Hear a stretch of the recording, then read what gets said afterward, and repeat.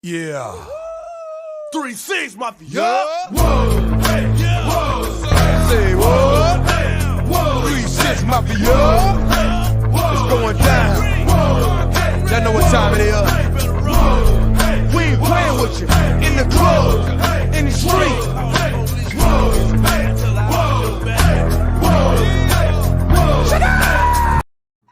Ladies and gentlemen, welcome back to No B.S. Season 3, Episode 8. I am been back from the dead, survived some of my, midterms this week, and I've been happy to be back on No B.S. I've been itching to be part of, No B.S. All-Star Weekend. This is going to be fantastic.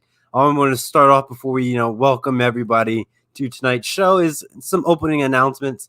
We have the MI6 one-year anniversary show on March 20th. So we finally did it, ladies and gentlemen. It's been 1 year of the MI6 Sports Network, and it's been a fantastic journey with all of our love and support from our dying fans.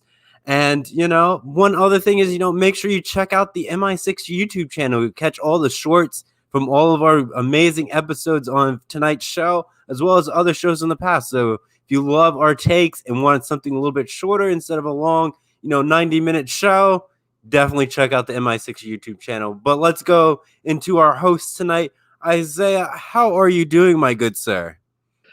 Trevor, welcome back, man. We missed you last week here on No BS. I mean, you guys all left me alone. I was alone here, I was alone here on No BS. I was so lonely. I missed you guys so much, but thankfully John Alcorn was kind enough to be able to join me on No BS last week. But Trevor, I am very excited, not just because tonight we've got a packed show, but because this afternoon, California and Gavin Newsom made the announcement that California can now, or the California stadiums, we're talking baseball stadiums and football stadiums, outdoor venues, and also theme parks, they can now have 20% capacity in those venues. I am so happy. I've been looking forward to this day for a long, long time. You guys all know I work for the A's, and last year I haven't been able to work for the A's and go to the Coliseum, and it's just been a really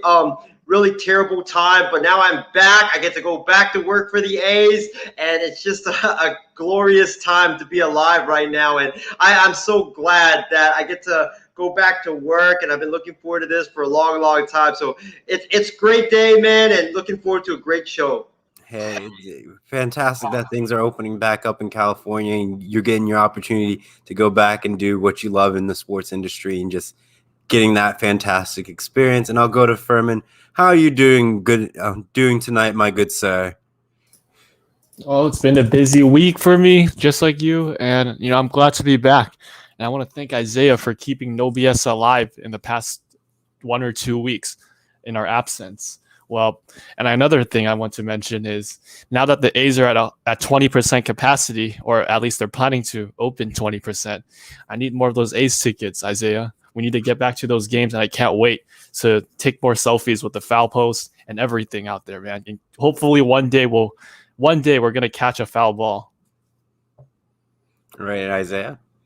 So they say that it's only 20% capacity, right? But the A's said that 20% of the Oakland Coliseum's capacity is 11,000 fans, which is pretty much what the A's get on a game. There are no fans for the A's games, man. Yes. It's literally 20% of capacity every 20%. game. We only get like 9,000 to 11,000 fans per night. So when I go back to work, it's not really going to feel like it's foreign territory. It's going to feel like it's normal, because that's pretty much all the fans that we get at the Coliseum on a nightly basis. All righty. I'll read some comments before we get into our tonight's topics. So we have Edward Lee, it says hello, and same as James Gonzalez, hello and hi. So let's go into tonight's topic, gentlemen. We're back in the world of the NFL. It seems that the NFL can't be silent. We keep talking about each and every week, even though the season is over. But let's dive into it. So it seems that the Seahawks have been reporting, the trade deal calls for Russell Wilson. And also one of the destinations for Russell Wilson could be the Chicago Bears. Do you think it's very possible for Russell Wilson to be a Chicago Bear? That's the first question. Is it very possible for him to be a Chicago Bear, Isaiah? Well, before I get into that question, let me just say this. Trevor, if you had asked me, 2 weeks ago or even last week, if I thought that Russell Wilson was going to be traded, I would have tell you, hell no. There was no way in hell that Seattle is going to trade Russell Wilson, because if they do, they would not only be losing their franchise quarterback, their best player on their team, but they would be incurring a massive dead cap hit, and they would basically be swallowing a poison pill if they did in fact trade Russell Wilson. But as the days have gone by and we started hearing more and more reports start coming out about how Russell Wilson is not happy in Seattle and how Russell Wilson and Pete Carroll have a fractured relationship, and Pete Carroll doesn't trust Russell Wilson apparently, and Russell Wilson gave out 4 teams that he wants to be dealt to if he eventually does request a trade via his agent. I got to pull out the old switcheroo on you, Trevor, and change my opinion. Oh, you're pulling out the reverse Uno card. Oh, no. Yes. I am pulling out the reverse Uno card, and now I'm going to say this.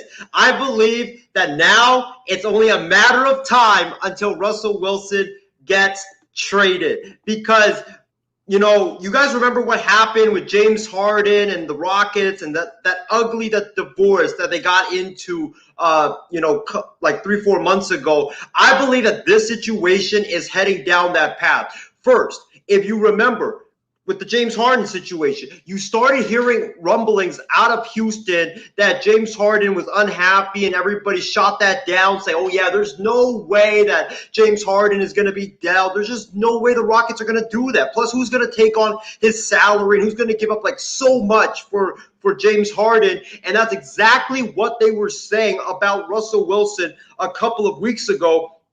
And then, a couple of weeks went by, and then after that, you started hearing more reports come out of Houston that Harden was not happy with the coaching hire. And, same thing with Russell Wilson. Russell Wilson and Pete Carroll, there's reports now that they have a fractured relationship. And then more weeks went by, and you started hearing about how James Harden has like a list of destinations that he wants to be traded to if he in fact gets traded. And, Russell Wilson, same thing, via his agent. Russell Wilson now has 4 teams that he wants to be traded to, which is the Cowboys, the Raiders, the Bears, and the New Orleans Saints. And then more weeks went by, and you started hearing like Houston is, they're picking up calls from other teams regarding Harden, and Seattle has done the same thing this past week when reports surfaced that they're starting to field trade calls for Russell Wilson. I truly believe that this is heading down that same path as James Harden. I will be shocked if Russell Wilson remains a member of the Seattle Seahawks for next season, and I truly believe that he will not be a Seattle Seahawk when the NFL kicks off back in September of next season. And I really do believe there's serious issues, going down right now in Seattle, because if there weren't, why would Russell Wilson air out his dirty laundry in public and on the Dan Patrick show, in which he ripped the Seahawks for not letting him have any input in the offensive coordinator search, and also for not giving him a competent offensive line? Russell Wilson's a consummate professional. He's a guy that's quiet and very humble and never, ever does that. And that when he does that, that he's been really, really unhappy for quite some time. And he also went out via his agent and released 4 teams that he wanted to be traded to if he in fact gets traded. And I guarantee you that his agent would never, ever put that out there without Russell Wilson's consent. So he signed off on that. And now the Seahawks are taking calls on their star quarterback. If you're truly not going to trade Russell Wilson, then why are you even entertaining the possibility of trading Russell Wilson and fielding trade calls from other teams? It just makes no sense whatsoever. Russell Wilson, in my opinion, is going to be traded. It's just a matter of time until he does so. But in terms of your question, Trevor, about the Bears, I'm going to say if I'm Russell Wilson, I don't understand why he wants to go to the Bears, because I think Matt Nagy's going to be fired at the end of this season. I think Ryan Pace is also gone at the end of this season. The Bears, their defense is amazing. But once again, if he goes to Chicago, it's the same issues that he's going to have in Chicago like he did in Seattle. Their offensive line is not great. They have David Montgomery, but who knows? You might have to trade him in order to get Russell Wilson. You might have to trade Tariq Cohen in order to get Russell Wilson as well. So, like, by the time Russell Wilson, if he does get traded to Chicago and he gets there, it might just be him and, Jimmy Graham, and that's it. Because you would have had to trade everybody or gotten rid of everybody just to fit Russell Wilson into your football team. So I don't believe that Russell Wilson going to Chicago makes any sense whatsoever. And from what are your takes on it? Does Russell Wilson belong in Chicago, or do you see him going to another destination? I mean, I don't really know the details for sure, but I'm honestly kind of shocked that he chose, or at least mentioned, the Bears as his number one priority. And the Bears, I don't really understand what's so intriguing about that team. I know they have a lot of talent around them, but I think Russell Wilson's main concern in Seattle was to build his offense around his offensive line and protect him so he can throw the ball. If that was the main issue moving forward, and if he wants to get out of Seattle, then what's the point of going to Chicago? Because Chicago faces the same issues. They have a lot of battered play calling and a battered offensive line, and I don't know how he's going to develop or at least find as much success as he did with Pete Carroll under his offense and defensive scheme. So honestly, I don't know what Russell Wilson's thinking here. I think it's a really dumb decision to choose Chicago over every other team. There's definitely has to be another team that is a very good destination for Russell Wilson. It kind of reminds me of the J.J. Watt decision to go to the Cardinals. If he wants to be in a championship team, that's going to be a really tough decision for him. How is he going to be paired up with a team that, they were looking into playoff contention, but they fell short of everybody's expectations? So if you're going to put Russell Wilson under Matt Nagy's offense, how is that going to fit him as a quarterback? How is he going to survive under that offensive line and terrible play calling? I don't see how he is I don't understand how he even likes that head coach, Matt Nagy, at all. I'm interested in seeing Callan's response to this, and hopefully, he's tuning into the show tonight so he can have his take on this. I don't know, man. So to add on to this, I think Russell Wilson definitely should look after some other teams. These trade scenarios, I don't know how it goes down, because obviously Russell Wilson, he's pretty expensive. And just like Isaiah said, you're going to have to give up a lot of good players, or at least have a huge trade package, just like, what might be happening with Deshaun Watson if he gets traded. Russell Wilson, I think, if he goes to the Raiders, that could be a good option. I think seeing him and the Raiders might actually give the Raiders a lot more success. I have no disrespect towards Derek Carr, but I do believe Russell Wilson, provides better utility for the receivers, especially when you have a lot of guys that love to run, deep routes like Henry Ruggs, Nelson Aguilar. Those deep passes from Russell Wilson, they never disappoint. So I definitely see that as a destination. And also, just to add one more thing, I'm a hometown 49ers fan, and I'm very disappointed that Russell Wilson did not list the 49ers as one of his destinations, because if Russell Wilson chose the 49ers as one of his destinations, we are going to win 3 straight Super Bowls. Russell Wilson is our quarterback, and I am so disappointed that he is not choosing us as one of his priorities, because we have such a good team right now, and that's all we need. We just need a quarterback. And I just really wished Russell Wilson would be that person to fill in the void, man. It would be amazing, or it would have been amazing. Yeah, it's definitely something interesting to see, but I kind of want to go off of your comment of like saying Russell Wilson to the 49ers. They're in the same division. So I would be like, a scenario would be like if Bosa went to Seattle or went to the Cardinals with J.J. Watt. And now it's like, yeah, your 49ers have to deal with that twice every year now. So it's not pretty as a fan saying, yeah, one of my star players left to an opposing rival, and now they're just beating the living daylights out of my team. So, it's something you don't want that to happen if you're a Seahawks fan. Well, to add on to that, I think they did have a history in the past. I mean, as a 49ers fan, I've always hated Richard Sherman because of his, trash talking, and especially what he did to Michael Crabtree at the end of that NFC Championship game, man. That really pissed me off, man. Like, I hated Richard Sherman even more after that, what happened. But even he, as like the best defensive player for Seattle, came over to the 49ers. So I don't see that as a possibility for Russell Wilson. And I really like this guy's character. Russell Wilson is not a guy that, he doesn't seem to be that guy that talks a lot, on and off the field. He seems like a pretty humble guy. It's easy to get along with. Of all the Seattle players, or regardless of the history of Seattle and how much I hate them, I actually really like Russell Wilson. So if he actually eyes the 49ers as one of his destinations, I'd be down for it. I don't care if he was our rival back then. Seattle will always be the 49ers rivals, but their players can just leave their organization. So just go right ahead. Alrighty. Oh, before I get to the comments, I'll put my 2 cents into the mix. I don't think the Chicago Bears is the destination for Russell Wilson. But then again, it's the NFL free agency loop or trading season. So literally anything is possible. So we could see some ridiculous trade that Chicago does to get Russell. And it's just like, are they getting any more assets to build around it for them to, try to do a playoff push?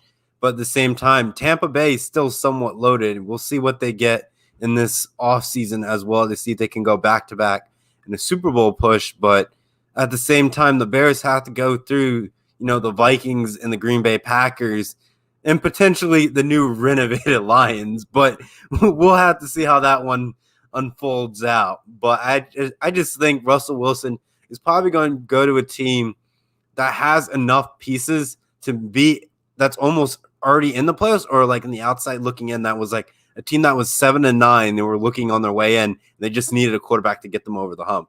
Isaiah. Imagine if Russell Wilson went to the New Orleans Saints and you had Russell Wilson with Sean Payton as the head coach and the offensive play caller, with Michael Thomas and all those weapons that the Saints have, and also the weapons that they've got on defense, and you have Saints versus Buccaneers. Wow. I would sign up for that any day of the week. Yeah, I think that is definitely a good destination, but I have no idea what the Saints salary cap is. So it may be a great Madden fantasy, but I think the Saints are probably just loaded in the salary cap and just can't get another fantastic quarterback in that system.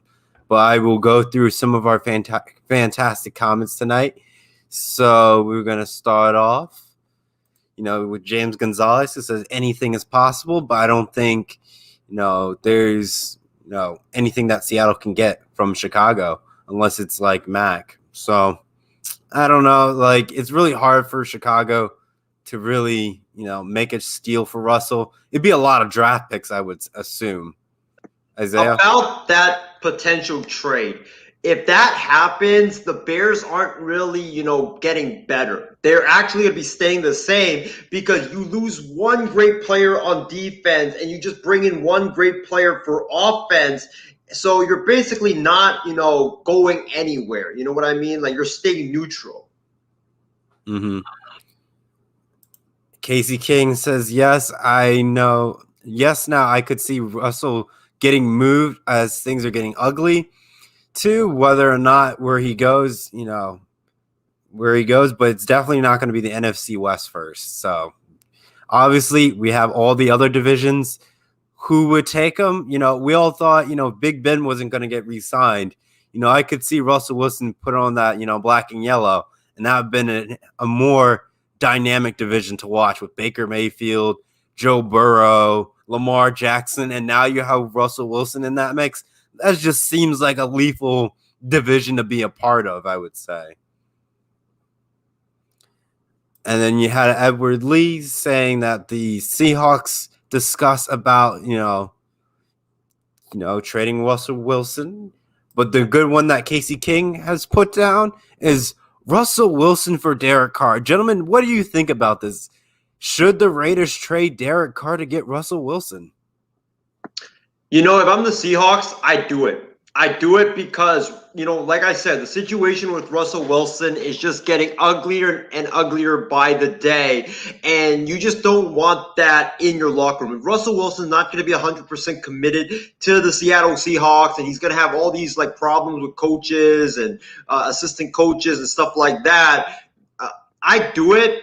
Put Derek Carr in, and maybe you can try something new, because the Seahawks the last the last 3-4 years with Russell Wilson, even though he's a great player, they just haven't done anything in the postseason. It's not Russell Wilson's fault, but it's the defense's fault. But Derek Carr, he's making less money than Russell Wilson is. You can use that money that you save by moving Wilson to the Raiders and getting Carr. You can use it as spread it to the offensive line, spread it to the defense, and you can improve your roster that way. So I would think that trade is a logical trade, and if I'm Seattle, I'm definitely doing it.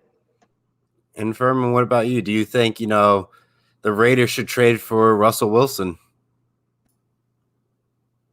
Yes, I think it makes sense, because if Russell Wilson is not committed to your team anymore, you might as well find a quarterback at a similar, nature. Obviously, I don't think Derek Carr is as good as Russell Wilson, but it is definitely worth the try to see if, he fits the Pete Carroll and Seattle Seahawks culture well. And Russell Wilson can definitely, like I said before, take a shot with the Raiders and see if he fits well with their offense, and let's see if he can develop something with John Gruden. The Raiders are not a bad team at all, and I think Russell Wilson, if he wants a fresh start, that's a great place to begin with. He has a lot of weapons too. I'm not sure about tight ends like Darren Waller, but in terms of receivers, he loves to hit these guys deep, throw a lot of dimes. So I think that's a great place for him, especially with John Gruden, to see how he can develop with the Raiders. And then you have Kirsty Wilson says, Dallas Cowboys are not a good spot for Russell Wilson. And then Ishmael says, Dak for Russ. So we're going to look at the Cowboys. Kirsty Wilson says, not a good spot for the, Russell. But guys, is it worth the trade?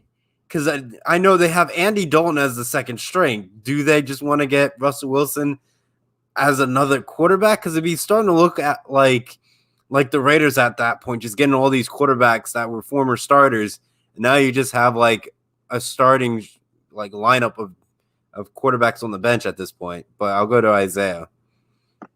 Wow, we've talked about this topic so many times on various programs this week on our network. But I'll say this. I think that if I'm Jerry Jones and I'm Dallas, I would do it, of course, because Russell Wilson is a much better quarterback than Dak Prescott. And last I checked, Dak Prescott wants $44 to $45 million per year, which is totally unrealistic, and he doesn't deserve that amount of money, and much less to be paid behind Patrick Mahomes and to be paid ahead of Deshaun Watson. It makes no sense whatsoever. But the reason why I think the trade will not happen, even though I think if I'm Dallas, I'm doing it, is because there's just too much hurdles to overcome. You look at Dak Prescott. For you to trade Dak Prescott, you would have to place the franchise tag on Dak. Dak would have to quickly sign that franchise tag and then work out an agreement with the Seattle Seahawks. We don't even know if Dak wants to go to Seattle.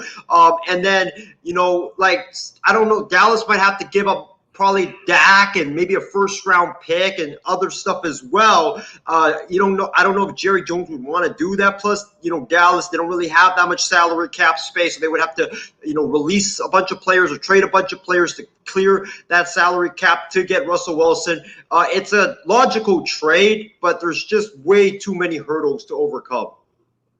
And Furman, what about you? Do you think the trade for Dak is a good trade, or it's something that they shouldn't even dare to touch at this point? They have other problems to really address, I would say. Yeah, I'm not really understanding, why Dak wants so much money at this point. I feel like Dak Prescott is more invested in just making money instead of helping the team win if he wants that big of a contract. So I think it's a good move for Dallas to move on from Dak Prescott, honestly. If he doesn't want a contract, just get a new quarterback. It's that simple. And Dak Prescott's coming back from a pretty bad injury as well. So realistically, what other team's going to want him? I think it would be really ridiculous if a team is actually willing to pay him that much money to actually stay with their team. And there's a lot of other players that I feel like, have tried going on that route. Like, look at Jadeveon Clowney and his situation last year. It didn't really go as planned as he wanted to, as planned, because of his ridiculous demands of, his huge salary, and he did not meet those expectations. So, I feel like the Cowboys are a no for Russell Wilson right now. He should not even consider getting traded for Dak Prescott. I think that is a whole different situation that is going to be very, very crazy if Russell Wilson somehow gets involved in this. So Russell Wilson definitely has to find another team other than the Cowboys, because they're dealing with their own quarterback issues, and now Russell Wilson has to find a team that is either stable or is a playoff contender that Russell Wilson can help improve. All righty. And Kirsty Wilson's comment before we move on to our next NFL segment, gentlemen, is she says no, because the Cowboys need help in a lot of other areas, especially on defense. And looking at last year, there was some big holes on that defense, and teams were dropping like 50 points a game on them. So they definitely need some tune-ups on defense for sure. So I don't think them going after Russell Wilson is the best choice, but at the same time, they could load up defensive heavy in the draft and get a quarterback. But it's really up to Jerry Jones and what they want to try to pull off, because Dak is not a bad quarterback, and the NFC East is I don't even know how to describe that division at this point. It's been up and down. It's like we almost had a team who was 6-10 reach the playoffs now. Come on now. That should never be a case. You should have at least be 9-7 and getting to the playoffs, or 8-8. But you can't be almost 10-6 and slipping in. Like, that division needs some help, or it should just get disbanded at this point, because it just does not make any sense. But, gentlemen, let us move on to our next topic. We have the guy that I rooted for to be league MVP, Baker Mayfield, the bad man in Cleveland.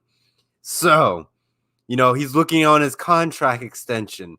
Do you think the Browns should pay him the 5th-year option, or, try to evaluate him, or just make a deal right here, right now, and say, he's our guy for the next, 5 years or the next 10 years? What do you guys think about the fate of Baker Mayfield? Was this just a lucky season where the Browns just got hot at the right time, or is the Browns going to suffer and they're going to have a losing season or miss the playoffs because something goes wrong and Baker Mayfield makes bad decisions on the field? But I'm going to have faith in Baker Mayfield. I will put my hot take where it is. Though he wasn't a league MVP, if he would have beat the Chiefs and got to the AFC Championship game, he was on that right track to be a Super Bowl MVP. I will put that out there. But at the same time, he's not there just yet. But, I'll save my hot takes when the season comes around. I'll see where I put Baker Mayfield on my Power 5 hot list take for the NFL season. But I'll go to Isaiah. What do you think the Browns should do with Baker Mayfield's contract? This is going to sound ludicrous considering the season that Baker Mayfield just had. He led the Cleveland Browns to their first playoff appearance in like over 20 years. And then he led the Cleveland Browns to their first playoff win in a very, very long time, and beating the rival Pittsburgh Steelers in Pittsburgh. And then they went into Kansas City and they almost pulled out that win over the Kansas City Chiefs. Baker Mayfield, he had a phenomenal season last season. He bounced back big time after a subpar second season in the NFL. But let me just say this. If I'm the Cleveland Browns, no, I will not extend Baker Mayfield, and I will make him pay or play on the 5th-year option, because for me, listen, I think Baker Mayfield is a perfect fit in Kevin Stefanski's system, but I think if you're the Cleveland Browns, I don't think you can rely on Baker Mayfield to put you on his back and will you to victory when the running game is not working. That's the big reason why Baker was so successful and the Cleveland Browns were so successful, because they had that two-headed monster with Kareem Hunt and Nick Chubb running the ball and running wild all the time, and Baker just had to do enough to get the Browns the win and not turn the football over, and that's what he did. Last season he passed for 3,563 yards, 26 touchdowns, 8 interceptions. I look at Baker as more of a game manager instead of a guy that a Mahomes or Russell Wilson or one of these big-time elite quarterbacks that when the running game's not working and you need your quarterback to lift you to victory. I just don't think Baker Mayfield can do it. So if I'm the Browns, I wouldn't do it, because I think if you sign into a long-term extension, you won't be putting in your team in position to win a Super Bowl, because I don't think Baker's the guy that can get you to that Super Bowl. It might turn out to be Jimmy Garoppolo 2.0. And Furman, what do you think the Cleveland Browns should do with Baker Mayfield's contract? Keep that as a fifth-year option, or pay the man his money and give him some crazy deal that can be bad for Cleveland? I mean, we've seen a lot of bad quarterback deals that went down, especially in the recent years. And I think the best example would be the Carson Wentz and Brock Osweiler and Jimmy G situation. You can't overpay quarterbacks, especially if you want to be a championship team. You have to look at this big picture and be smart about it. Just because their agents demand more, you have to look at your team and just weigh the trade-offs before you make that right decision. And right now, I kind of have to agree with Isaiah right now, because Baker Mayfield to me looks like a game manager out there. Last year, if you did not have a run game for Baker Mayfield, if you did not have Nick Chubb or Kareem Hunt getting all those yards, going crazy, as well as the defense creating turnovers, they wouldn't. I don't think the Browns could rely on a guy like Baker Mayfield to lead comeback drives or come back into the game by just purely throwing the ball. If I look at the Pittsburgh Steelers game, they had a huge early lead because of the turnovers. And in the other games, especially against the Titans, they basically just ran the ball a lot, and that led them to scoring most of the points in the first half. So for Baker Mayfield, I respect him as a player, but he kind of reminds me of like a Jared Goff situation. You need to be surrounded with good players in order to succeed as a game manager. And that's exactly what Baker Mayfield's situation is like right now. I think you definitely have to give him a 5th-year extension. Just give him a couple more years to try him out and see if he finds even more success than he did in the previous season when they went to the playoffs and nearly beat the Chiefs. So I think Baker Mayfield's just a product of a complete team, not necessarily like a big X factor or anything like that. I think, like I said, Baker Mayfield reminds me of the same type of quarterback like Goff. So if you take away good players from Jared Goff, look at him now. In his last 2-3 seasons with the Rams, he just played absolutely terrible. So this is something that the Browns have to be really careful with, because they've had almost 30 starting quarterbacks in the past, and they've never found this much success because they did not have a complete team.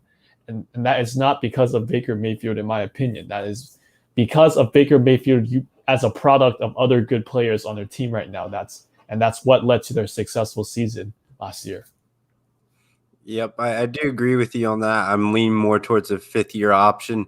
But at the same time, Baker Mayfield has made some leaps and bounds.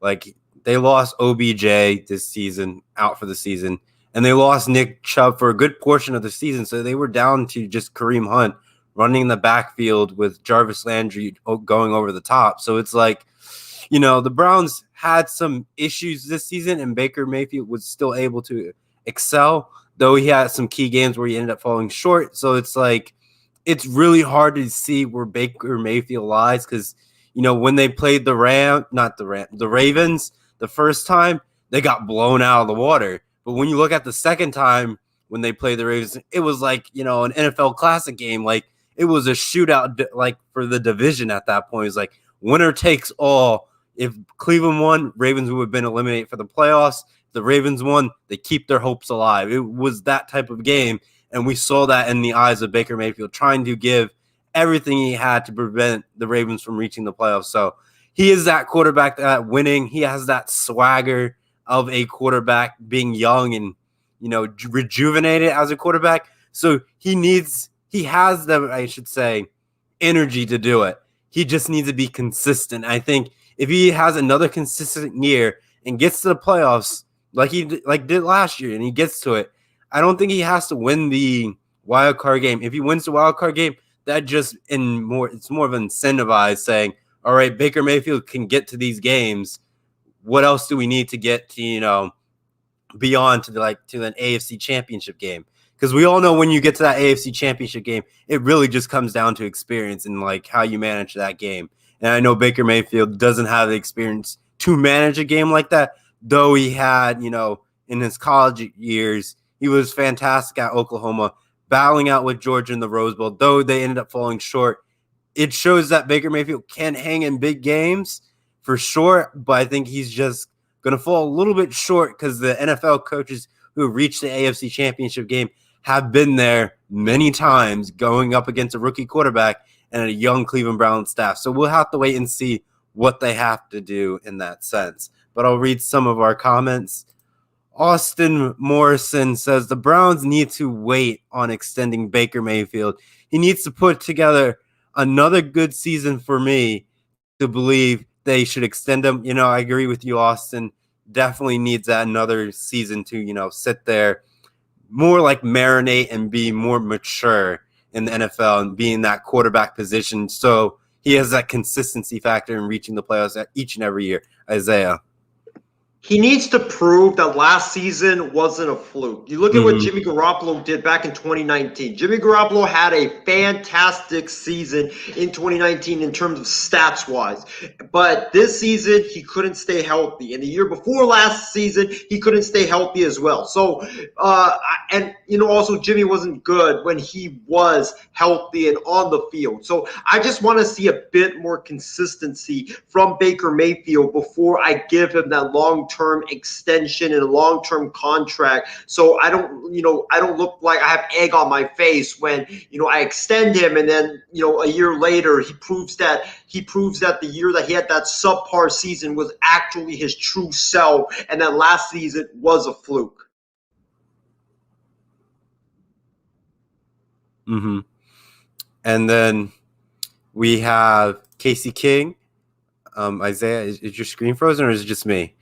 All right, you're glad you're back.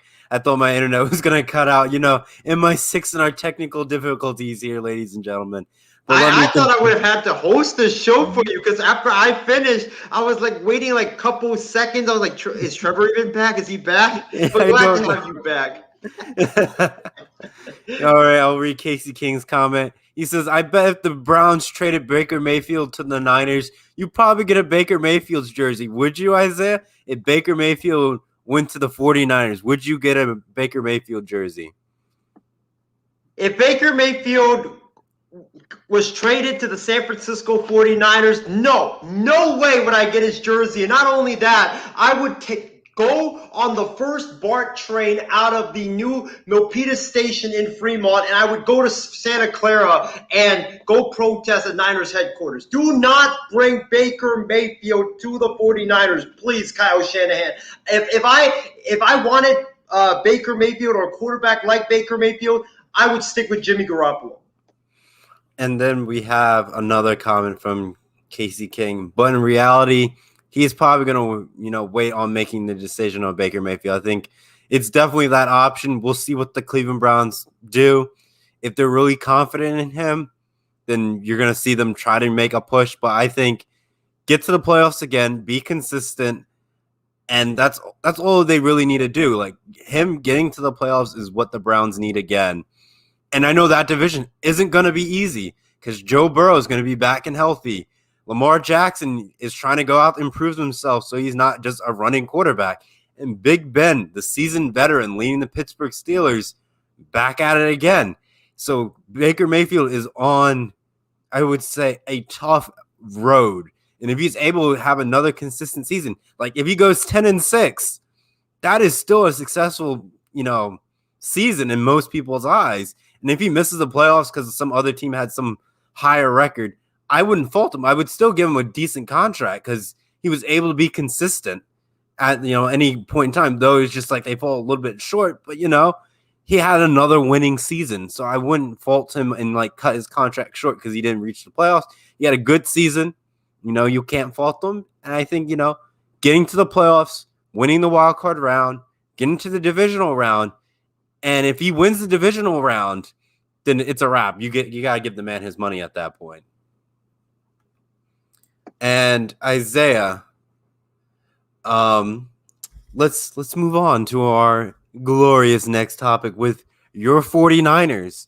So it seems from our sources at the MI6 Sports Network that the 49ers are very interested in Trey Lance or Mac Jones. So, gentlemen, I know you're both 49ers fans. I can't really make a comment because I'm not a 49ers fan, so I'll leave it up to you. Who would you select? Trey Lance or Mac Jones? Isaiah, I will go to you first.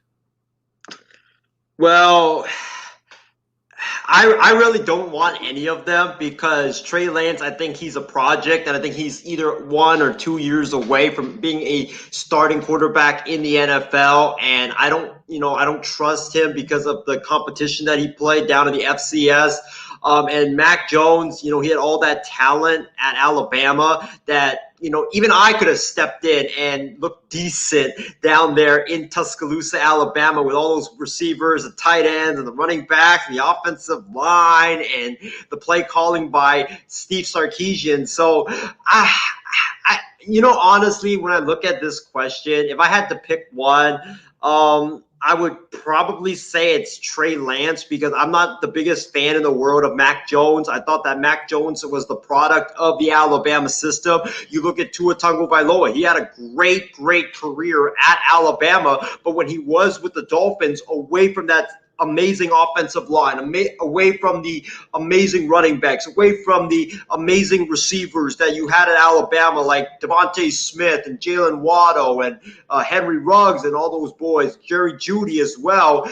Tua Tagovailoa looked really mediocre with the Miami Dolphins. He did not look like that star quarterback that you saw at Alabama. And I'm just afraid that Mac Jones is the same guy. I'm afraid that Mac Jones was that product of that system. So that's why I cannot go with Mac Jones. And Trey Lance, even though I said I think he's a project, I think the 49ers can afford a project right now because you can take him, have him sit on the bench for 1 or 2 seasons. It would also give you a great backup quarterback just in case, Garoppolo gets hurt again, which no question that I think he will. Don't want to risk or wish injury on people, but he's just you can't guarantee that he will stay healthy. That's just the fact. So, and then you can just have him there, develop, and Shanahan can mold him into the quarterback that he wants him to be. I mean, this guy's got oozing potential. He's got a great arm. He throws the ball really well. He throws the ball into tight coverages really well. He goes through his reads really well.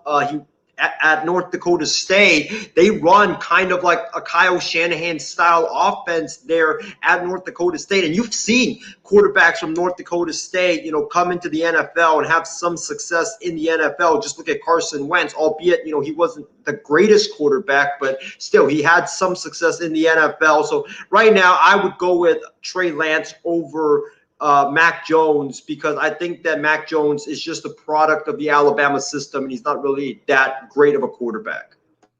And Furman, what about you? Would you trust your 49ers with Trey Lance or the national championship quarterback in Mac Jones? Who would you go with? Oh, man.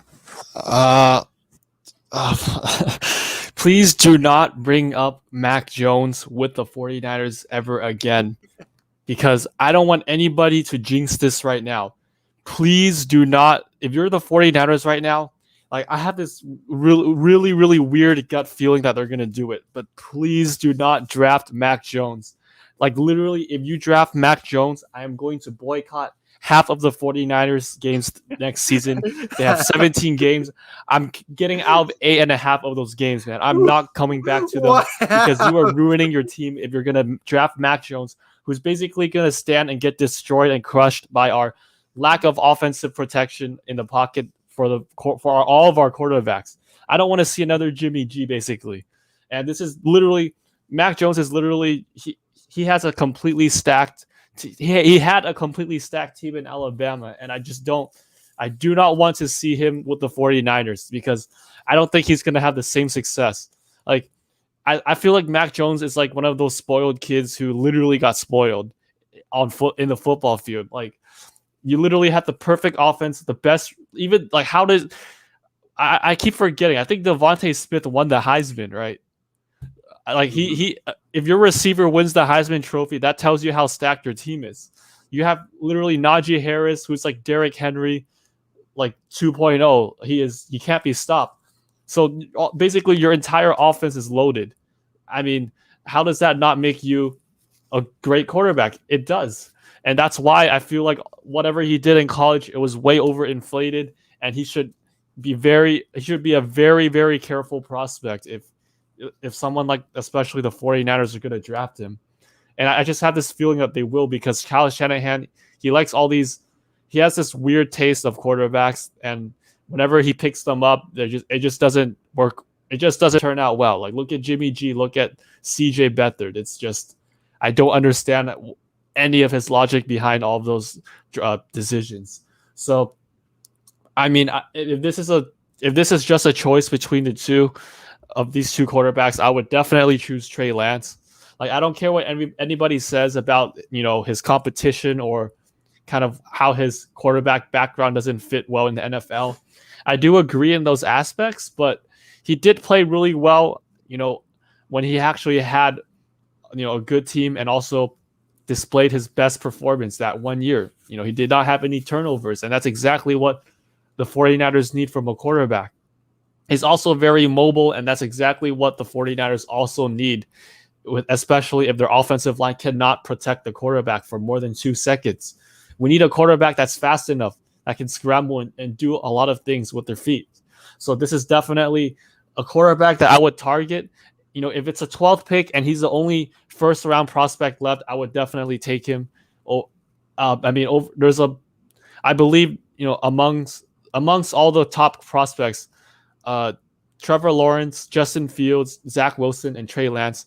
If any of the top 3 quarterbacks I've mentioned were taken, then Trey Lance has to be on the top priorities for the 49ers. Now, the 49ers with Trey Lance, it reminds me of an Aaron Rodgers type of situation. If you look at Aaron Rodgers' rookie season as well as what he did in Cal, he was not a perfect quarterback. His throwing mechanics were horrible. So I see all these critics talking about Trey Lance's horrible shoulder, horrible throwing mechanics, blah, blah, blah. Listen, if you have a good quarterback coach or a development team, that can easily be fixed. Just give it a few years. Like, would you have a quarterback, that's going to come out really strong right away, but it could be a risk and reward, or have a product with you that can develop into that superstar quarterback within the next few years? You might have to give some quarterbacks time, like Aaron Rodgers. So it's definitely worth the investment if the 49ers take Trey Lance, if he's the only option left. So just to conclude everything, I'm not saying that the 49ers should draft him as a number 1 quarterback. If any of the quarterbacks are available, definitely take Justin Fields over anyone else. If that's not the case, then take Trey Lance. All right, good selection, gentlemen. I'll read some of our comments. So out of just the 2 quarterbacks, Ishmael has Mac Jones as his selection. Austin, on the other hand, he says, Justin Fields would be a good fit for the 49ers, would probably have done, some trading up in the draft, but it'd be hard to really say. Ishmael says, if I'm the Niners, I would trade up for Zach Wilson. You could do that with the 10th spot. It depends how aggressive they are or what other teams try to do. So they may try to sit and wait, but it's really up to the 49ers and what they're trying to do. And how they do this offseason, try to get with anything with Jimmy G. Like if they get a good quarterback off of it, then you can sit with the 10th pick and draft like a good running back, or add something to your wide receiving core, or get somebody for your offensive line. Really depends on what they would want to go with strategy. And then Ishmael really hopes that the 49ers draft Mac Jones so Isaiah and Furman can flip on during the draft, and Isaiah can go on a huge rant about this. I can't wait, because I know when we have our special draft shows, it's always magical. There's magical moments. I remember Ryan at that point losing it during the NBA draft. So it's why I lost it too during when the Warriors passed on LaMelo Ball. It was magical. Same thing. Warriors passed on LaMelo Ball was the biggest mistake they've ever made, man. That really got me so angry, man. I hope I don't have the same experience with the 49ers in 2021, man. Don't worry, Mac Jones will find some team. Just watch he drops to the third round to the 49ers. Would you all still be upset? Okay, well, the third round doesn't mean anything for the 49ers. CJ Beathard was literally a projected 6th and 7th round quarterback, and we still got him in the third round. So at that point, I've lost all hope in every single 49ers draft picks. So I'm not even going to get to that. All righty. So, gentlemen, we are finally reached All-Star Weekend for No BS. So tonight's first part of All-Star Weekend is who drafted the better team? The king himself, LeBron James, or his arch rival, Kevin Durant. So, who do you think? We got LeBron's team. We got LeBron James, Giannis Antetokounmpo, Stephen Curry, Luka Doncic, Nikola Jokic, Damian Lillard. Oh, man, I'm getting tongue-tied. Ben Simmons, Chris Paul, Jaylen Brown, Paul George, Desmond Samian, and Rudy Gobert. I like this. I wish I could have a side-by-side of like both teams. Is that possible? And Kevin Durant. And why is Kyrie the picture of the team? that is just Kyrie at the best. It's actually because Kyrie, I believe, is the captain in the game, but not the captain on the team because Durant is hurt right now. Yep, that makes sense. And it's literally, I will just say it's LeBron versus Kyrie at this point. So you have Kyrie Irving, Joel Embiid, Kawhi Leonard, Bradley Beal, Jason Tatum, James Harden, Devin Booker, Zion Williams, Zach LaVine, Julius Randle, Nikola Jokic, and Damian Mitchell. I'm going to give it to Team LeBron. LeBron it's just more of a stacked team at this point. He has Giannis. He has Stephen Curry. He has himself. He has Chris Paul, who can literally get the ball to all those key players. So it's like, I really, it's like, wait, where's Kawhi? Is Kawhi on Kyrie? Yes. If Kyrie was with LeBron, it would be over. But even at the same point in time, I'm still giving it Team LeBron. Isaiah, who would you go for? I see Furman, you unmuted yourself. I'll let you go first. All right. Yeah, I'm going for Team LeBron, man. I think that team is so stacked that their bench is going to outplay KD's starters right now. LeBron James and Giannis and Steph Curry is basically the most deadly trio out there. And I think Steph Curry, he's going to throw a lot of lobs to Giannis and also, shoot from deep. It's going to be very fun watching him play. And then Luka Doncic, you got the European brothers, and Jokic, Doncic. They're pretty amazing players. They're not athletic, but they're all around the boards. They get rebounds, they get assists. They basically contribute to every factor of the game. So it's pretty amazing seeing them in the starting lineup. And then, the steal of the draft for LeBron is basically when he said that he wanted the tallest player in the All-Star selection. And he just drafted Domantas Sabonis.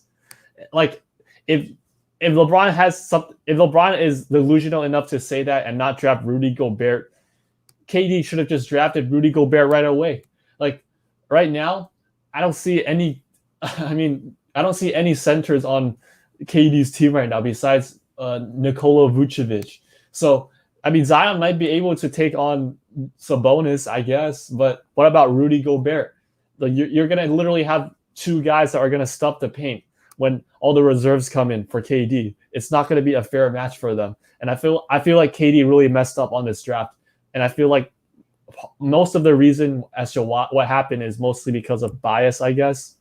But I guess Joel Embiid counts as he is a center, but I don't think he's any match for people like Domantas Sabonis and Rudy Gobert just standing there and literally guarding the paint. And Isaiah, what about you? Who do you think is the better team? The King himself or his Robin, Kyrie Irving? I gotta agree with you and Furman. I gotta go with LeBron. Team LeBron is just so stacked. I mean, you forget like needing any of these other guys. You just put LeBron, Giannis, Steph Curry. You can play 3-on-5 and win a basketball game. That's how deadly that trio is. But you add Luka, Nikola Jokic, Damian Lillard, Ben Simmons, Chris Paul, Jaylen Brown, Paul George, Domantas Sabonis, and Rudy Gobert. I mean, it's just unfair. I think LeBron James's team wins this game handily because they're just way too stacked over Kevin Durant's team. I mean, this is kind of like the Golden State Warriors with Kevin Durant, and Durant's team or Kyrie's team is like the Cleveland Cavaliers when it was just LeBron James, Kevin Love, and Kyrie Irving. I mean, it's stacked, but it's not as stacked as Team LeBron. Team LeBron is just way too stacked. And like Furman mentioned, that Team LeBron has all the size on the court. I completely agree with him. Team Durant, I'm going to pull it up real quick. It's Team Durant is looking like they just want to play small ball compared to Team LeBron, who wants to be like the Lakers and dominate in the paint and get those easy buckets. So definitely got to go with Team LeBron. I think that Team LeBron has the way better team over Kevin Durant's team. And Christy Wilson says, Team LeBron looks tough. I think the more I keep looking at it, it's just LeBron's team is dominant from like start to finish. It has range shooters to people who can box out in the paint to people who can catch lobs in alley-oops and make this game really entertaining. And I just don't see that on Kevin Durant's team whatsoever. It's like small ball, basic basketball, and I would shoot like, deep twos, mid-range twos, and that's basically that team in a nutshell.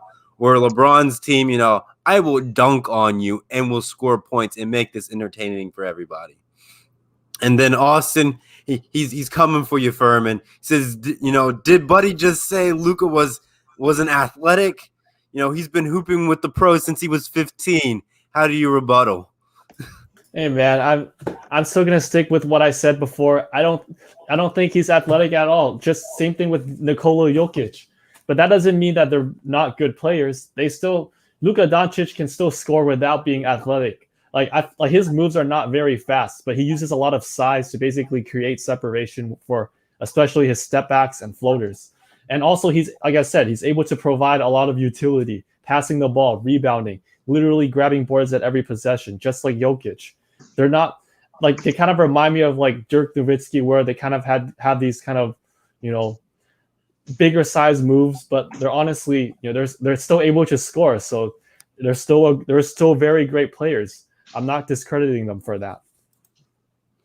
All righty, gentlemen. Next topic on the world of NBA. After rattling off 7 wins of their last 9, also a very impressive win over the Clippers. Are you starting to buy the Russell Westbrook? That's going to be a blooper of the week. I can see it now. And Bradley Beal and the Wizards as a playoff team. Isaiah, do you think the Washington Wizards are a playoff team?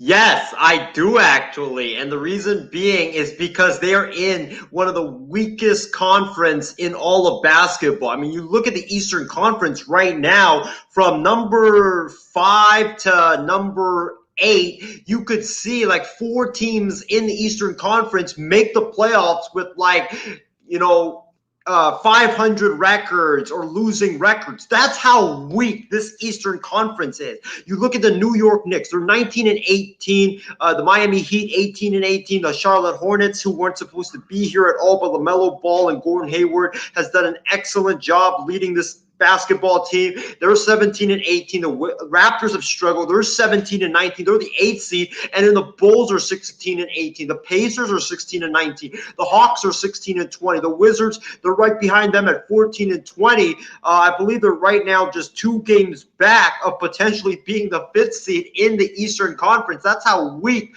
this conference is right now. I would say yes, because I think out of all these teams that are battling for that final 4 spots in the Eastern Conference, the Wizards, I think, are more talented than most of these teams. I don't believe that Charlotte will be able to keep that pace. As much as I like LaMelo Ball, the guy is still a rookie, and the second half is going to be a grind, and teams are going to have film on him, so they're going to be defending him much better than they were in that first half. Not saying that he's going to struggle badly in the second half. I'm just saying that I don't believe the Hornets are going to be able to keep that pace.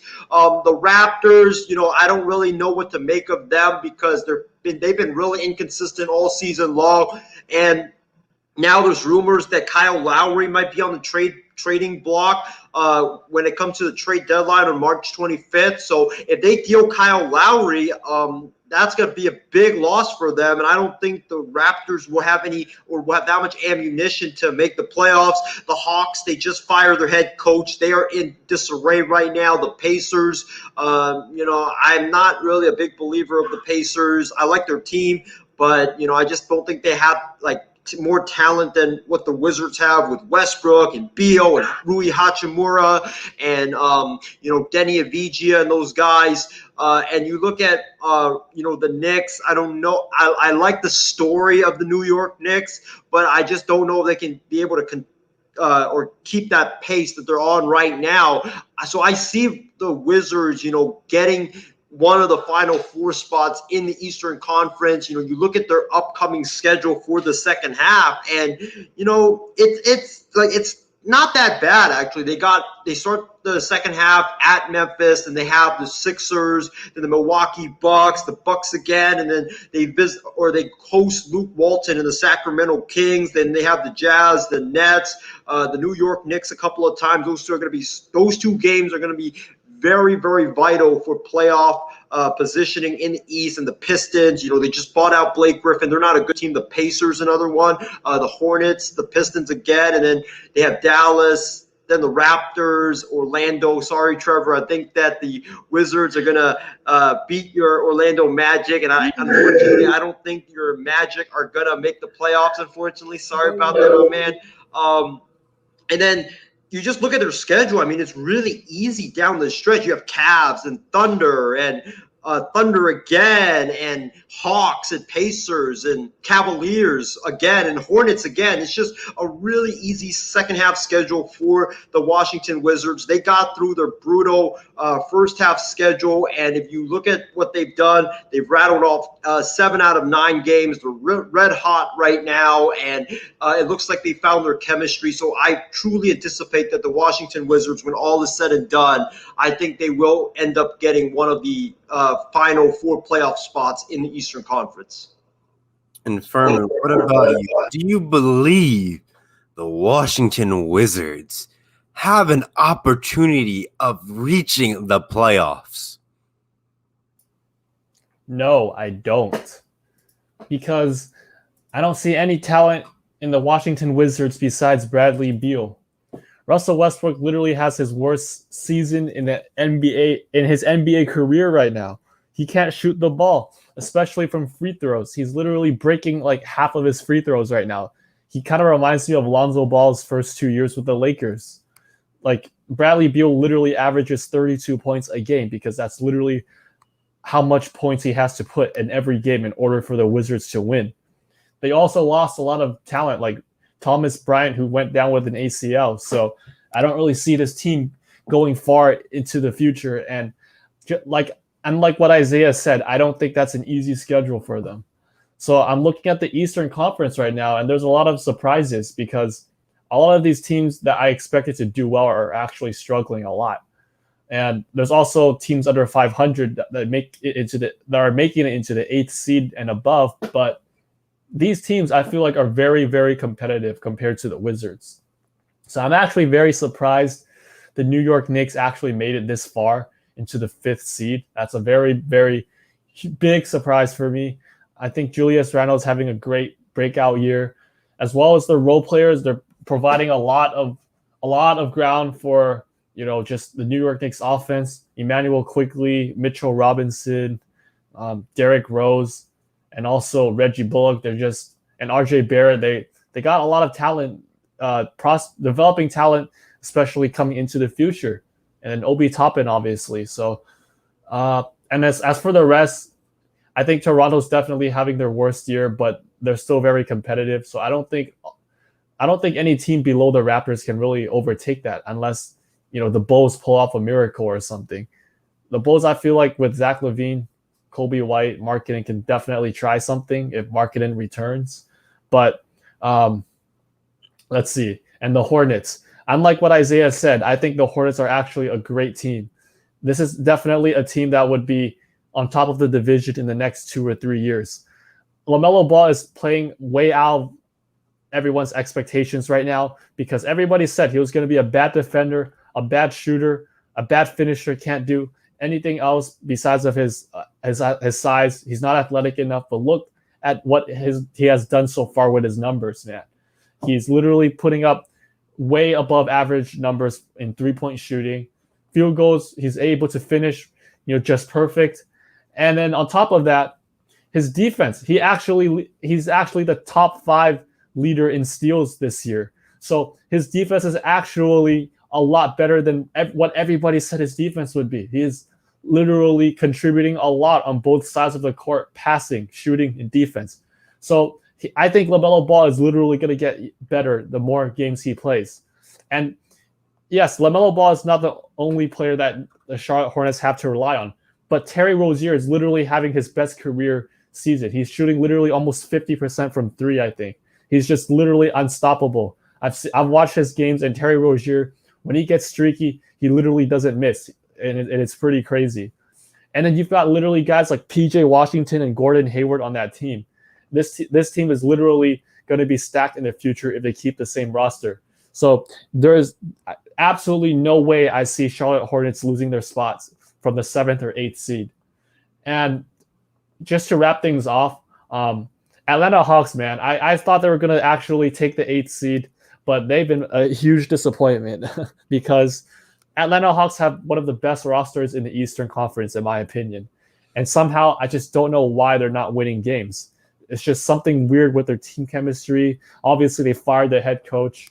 I think Atlanta deserves one of these 8th seed spots with that much talent invested into their roster. So just by saying all that, I don't think the Wizards have a chance making it into the playoffs. There's just no way. Yeah, I'm going to have to agree with Furman on this. I understand we're about, halfway through the NBA season with 36 games in out of the 72-game season.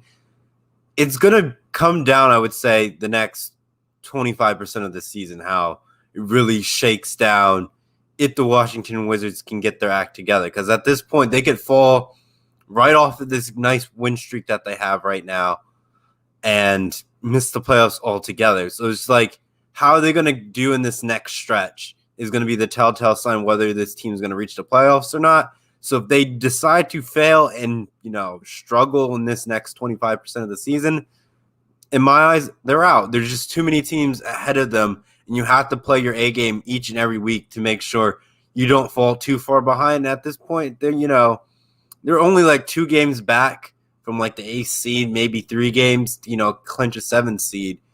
But it's just like you can't lose when those teams are losing. You have to win in those scenarios. So it's definitely going to be very interesting to see how it plays out for sure. but I will go to some of our fantastic comments from our fantastic viewers tonight. Casey King says the East is weak, and yes, the Wizards have a shot for the last spot in the Eastern Conference. It's very possible. Like I said, they have to make sure they win when the teams ahead of them are losing. That's the bare basics in this scenario.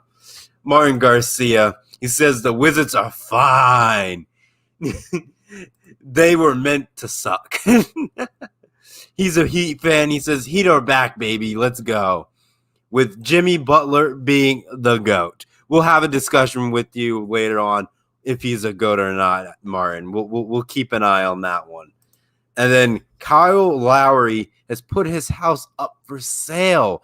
Maybe Kyle is leaving and will be traded, but to where? This is definitely good. I guess some breaking news in the world of MI6, but we will wait and see how this unfolds. And Edward Lee, the Suns is in first place for Devin Booker. Actually, they aren't. They're in second place right now, but they're playing exceptionally well basketball. And put me on record for saying this, Trevor. Lakers, Suns, Western Conference Finals. Oh, boy. Lakers, you should write hey, that Lakers down are in jeopardy on Facebook so we can screenshot that. Lakers season, it's in jeopardy, man. I can't say that anymore as a Lakers fan. They need AD back, and the Suns are playing extremely well. I gotta agree, but I think it's gonna be the Suns and the Jazz, or the Suns and the Nuggets. Either one of those. It's gonna be interesting to see how the playoff scene unfolds and who faces who and who pulls up upsets. But we all know when LeBron James is in the playoffs, he doesn't, get defeated that easily. Especially in conference play. Finals it's a different story, but in conference, he's a beast. Martin says Lakers are doomed. And we're holding you to it, Isaiah from Kirsty Wilson. Yes, But hold me to it. And I have it on record on our MI6 Sports Network YouTube channel. You can go check it out. I said this on Wednesday. Lakers and Suns were a preview of the Western Conference Finals. And then Casey King, he says, if AD gets back, then yes, Lakers will have a shot. But without AD, it will be tough. But this is what LeBron James' legacy stands for. Can he win it without help? That's what everyone looks at. And if he does it, we have him with the Jordan conversation yet again. And then the Suns are for real, and I'm very impressed with them. We were all joking with Devin Booker a year ago around this time saying, Devin Booker this, Devin Booker that by Isaiah.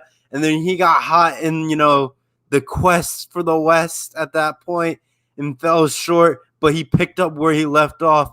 And that was very impressive by him and turning some heads, putting the Suns in second place. But can he keep that same energy, or will it be a fluke and he will be looking like the Toronto Raptors, having a great regular season but falling short in the playoffs? Stay tuned on this NBA season.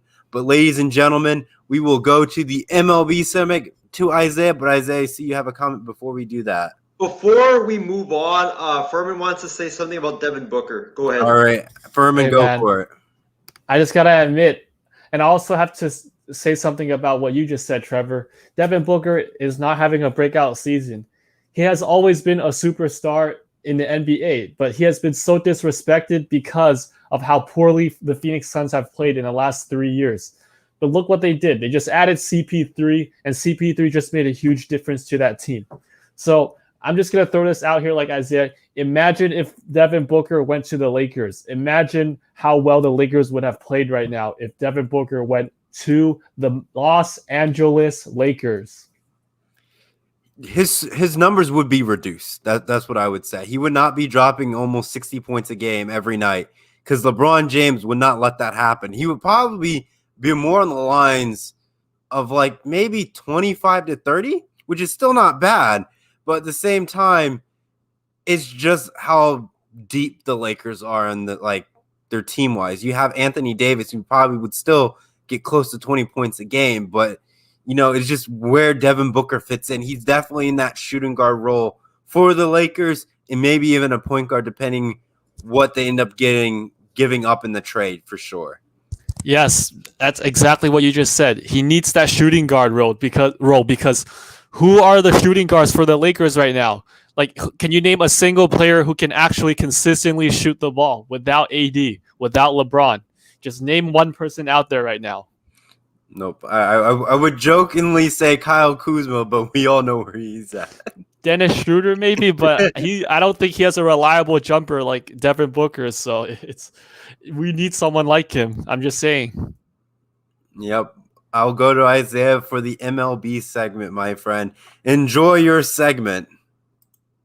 Thank you, Trevor. Thank you so much. I appreciate it. But for our MLB segment for tonight, Major League Baseball is unlikely to have the expanded playoffs that we saw in baseball last season and the universal DH in baseball this season. The question is baseball making a mistake? My answer is yes. Baseball is making a huge mistake by not putting in the expanded playoffs and the universal DH, because when you have the expanded playoffs, every team in baseball, they have a big shot to make the postseason. You look at it last season, it went down to the wire for the final two wild card spots in the National League and also in the American League. It provides lots and lots of excitement for fans of every single team, that their team still has a shot to make the playoffs, even if they start very, very poorly. And who knows, in a best of three first round series, we could see upsets, because this is baseball. This is not like the NFL or the NBA where it's like, oh, the best team always wins. Baseball playoffs are always unpredictable. So a best of three playoff series is super fun and it's super unpredictable. You could see the 1 seed get knocked off by the 8th seed, even though it's hard, but you could still see that happen because that's how unpredictable baseball is. And also, more teams in the playoffs means owners and GMs are not going to just tank the offseason and, tank the trade deadline and sell pieces. They're actually going to be forced to compete to try to make a playoff run. I think baseball is making a really big mistake by not doing this. I love the expanded playoffs last season and also the universal DH.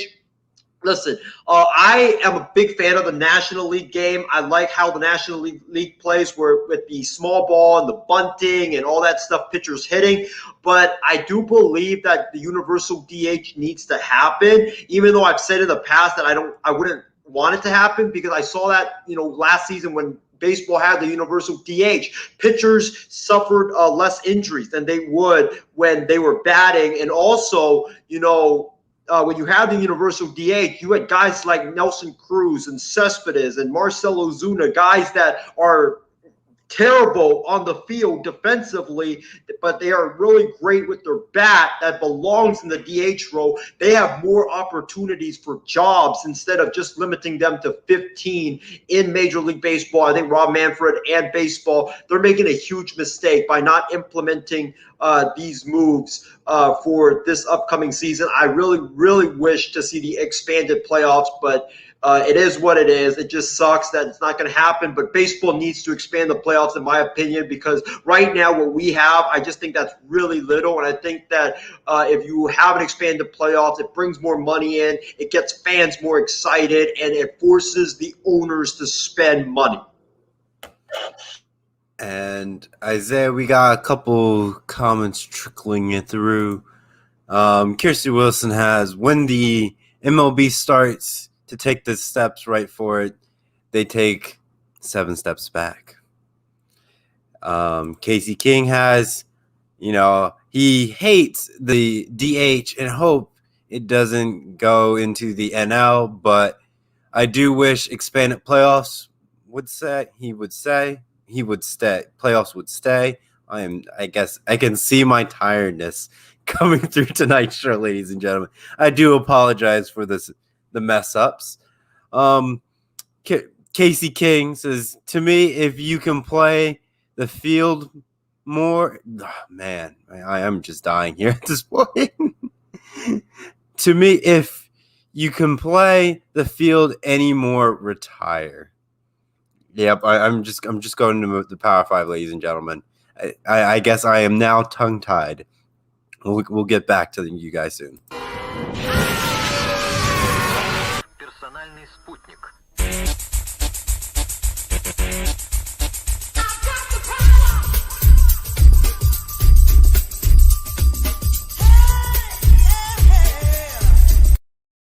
I realize it's not supposed to be the Power 5, but we'll lump it all together, ladies and gentlemen. We'll just lump it in all together. I mean, it's all kind of related, so Yeah, it really makes Pretty sense. much is, actually. But it was supposed to be our pigskin pick'ems instead. But it's not, because we have our glorious.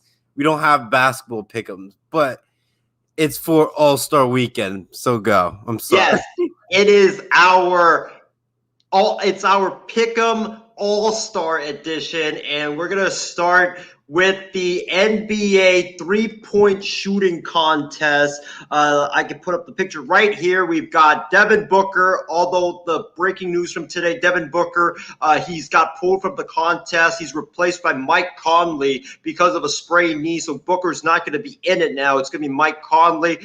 You have Mike Conley, Jaylen Brown, Steph Curry, Jason Tatum, Donovan Mitchell, and Zach LaVine. Trevor, for me, you know, like I told John Mathis and Sammy Sharp this on Wednesday, for these contests, the player that you least expect to win it always ends up winning it. It never ever is when the heavily favored player wins this contest. So, you know, for me, I'm going to pick Jason Tatum to win this three-point shooting contest. Everybody's expecting Curry. Everybody was expecting Booker before, you know, he got pulled out. Everybody was expecting, you know, Zach LaVine. But I'm going to pick Jason Tatum because, like I said, always expect the unexpected. And Furman, what about you? Who are you leaning towards your favorite?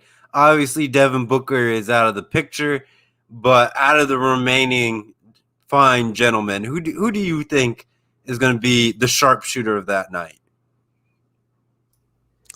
I'm going to start with the finalists. I think the finalists would be Steph Curry and Mike Conley. And for the winner of the three-point contest, it's going to be Mike Conley. Gotcha. For me, I am torn between Stephen Curry and Jason Tatum. It is. Like, I see what? Yes. Wait, how is that outlandish? I feel like that's reasonable, unless you're referencing to Furman's comment. That was her Furman picking Mike Conley over Steph Curry. Listen. You said the most unexpected people win the three-point contest. And that's exactly what I just put out right there.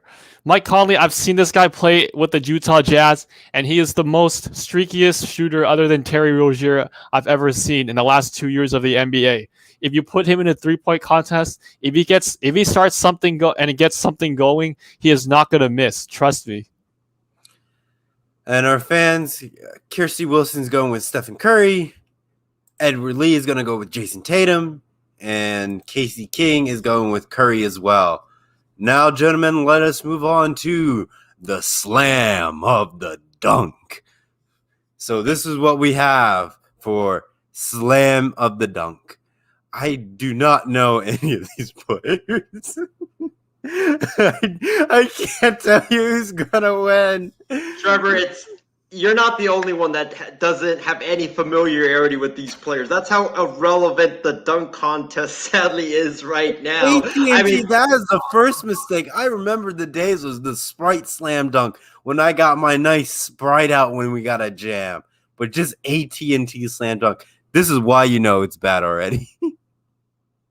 But Trevor, I mean, the only person that I know or I'm familiar with is Obi Toppin because I watched him in college and, you know, he was taken by the Knicks in the past NBA draft. So I'm going to go with Obi Toppin because that guy can fly. You see the dunks that he's made at Dayton. I mean, the guy was so damn good at Dayton. He's made for the dunk contest. I'm going with Obi Toppin to win this dunk contest. For a minute, who are you feeling? I just don't know. Yeah, to be honest, I don't really know any of these guys. I mean, I've seen Anthony Simons play for the Trailblazers, but I've never really seen him dunk before, so I don't know. Cassius Stanley, he's obviously one of the biggest dunkers in Duke. I've seen him play before, but I haven't seen enough of his game to convince me that he'll win the dunk contest. But Obi Toppin, I am actually convinced this guy might actually win the dunk contest because all his dunks that he's been putting on with the New York Knicks right now, he has been flying like Dwight Howard's height. Like he is flying so high up the basket. I think he's gonna put in a lot of crazy moves if he's able to improvise for the dunk contest. I mean, I've never seen a guy that jumps as high as Obi Toppin as a dunker, other than Dwight Howard. So this is amazing. I feel like Obi Toppin could pull something off like a 12-foot dunk if possible. You know, I think this guy has one of the most athletic bodies out there. And, you know, I'm really excited for Obi Toppin, and that's pretty much it. I'm actually very surprised that there's only 3 participants for the dunk contest. I kind of wish we could see some other players like Zion Williamson, but obviously he's a very important player for the Pelicans. But I'll just admit I'm a little bit disappointed with the lineup here for the dunk contest. I kind of wish there was a little bit more more variety of players to it, but oh well. Yep, I'm gonna stick with you guys and go with OB, and hope he wins. I have no comments else to add to it. But Casey Higgins is gonna win it, ladies and gentlemen. None of these other guys are gonna win it. It's all Higgins. Kirsty Wilson. I don't know any of those guys. Yeah, we're in the same boat here. It's like we are unknowns. It's like, all right, let's have like the 7th round players from the NFL draft and saying that is the Pro Bowl now. Like that's basically what that felt like to me. But Kirsty Wilson, another comment from her. She says, I remember the 2000 slam dunk contest and Vince Carter was a beast. So with that, gentlemen, we will now advance to the skills challenge. Who has the skills, the handles, the legacy of just ball control? Who do you have winning this out of the bunch of the Fantastic Six? I go to Isaiah. Who do you have? When I look at this, man, there's a lot of excellent choices, but I'm going to go with Luka Doncic. I think he's got the best handles and just really skilled in general. I mean, I was going to pick between Luka Doncic or Chris Paul. Randall was, if I had to pick a big, I don't think Vucevic, is going to stand a chance. Domantas Sabonis, not impressed. Covington, I could see him winning maybe, but for me, I'm going to go with Luka because I just think out of everyone, he's just the most skilled player on the basketball court. Furman, who do you have for the skills challenge? For the skills challenge, I look after the best handlers, passers, and shooters. So I'm going to also start with the finalists. I think one of the finalists is going to be one of the best passers and ball handlers out here, and it has to be Luka Doncic. He's going to be on the top of my list as a finalist. And second on my finalist, I'm going to actually have to give this to Nikola Vucevic because even if he's a center, if he's able to just get one shot off, he can easily, take down all these guys on the list. I believe Vucevic has one of the best shots as a center. He's always been known as a shooter.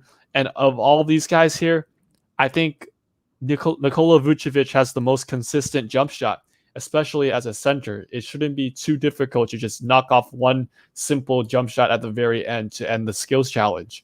So I think it's going to be a competition between Luka Doncic and Nikola Vucevic for the finals. All right, some good picks. I'm feeling Luka or Chris Paul, but you can't leave out Julius Randle in this picture because Randle has the handles. And how do you leave him out of that picture in trying to be a finalist? But I will go with, like a good neighbor, State Farm is there and Chris Paul to win the Skills Challenge for 2021 All-Star Weekend. I will go to some of our fans' comments and see who they pick.